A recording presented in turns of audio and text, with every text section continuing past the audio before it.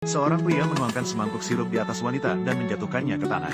Namun, di tempat yang telah disiram itu, tiba-tiba tumbuh beberapa bunga teratai putih. Melihat pemandangan ini, semua orang menganggap wanita itu adalah seorang monster. Mereka berteriak ingin membakar dia hidup-hidup.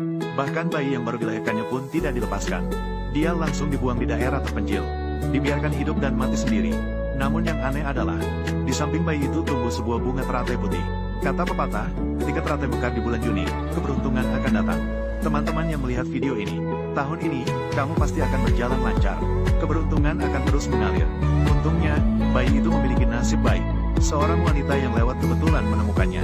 Dia kemudian membawanya kepada pasangan asing di desa untuk diasuh. Namun, takdir bisa berubah dengan cepat. Suatu hari, ketika bocah itu pulang ke rumah, dia menemukan ayah dan ibunya yang mengadopsinya dihabisi dengan kejam. Dia sangat ketakutan sehingga tidak berani mengeluarkan suara sedikit pun. Untuk menghindari kejaran orang jahat, bocah yang berani itu berlari ke dalam kuil Masu. Dia berlutut dengan kedua tangan disatukan dan memberitahu Dewi Masu.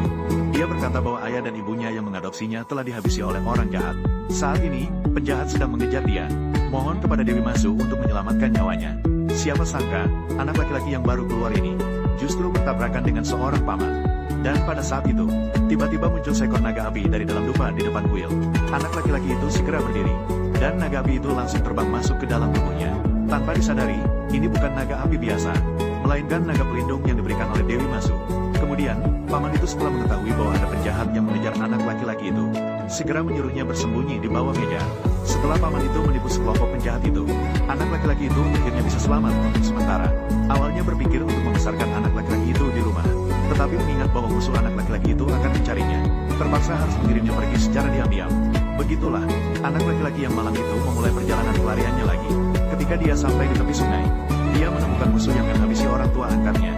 Ternyata 3 hari yang lalu, saudari dari ayah angkat anak laki-laki itu bekerja sama dengan preman desa untuk merebut pedang Dewa Ain ini. Mereka ingin menguasai kekayaan tempat ini. Dalam perebutan itu, ayah angkatnya malang terluka oleh pusaka beracun.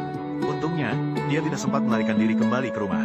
Namun, penjahat kejam itu malah mengirim orang untuk menghabisinya. Berniat untuk memberantas akar masalah.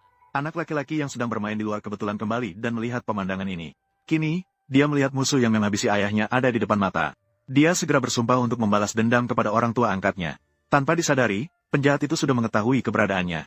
Malam itu, dia mengirim penghabisi untuk menghabisinya. Namun, anak laki-laki itu tiba-tiba terbang keluar dari pintu dalam cahaya merah setelah dirasuki oleh naga api.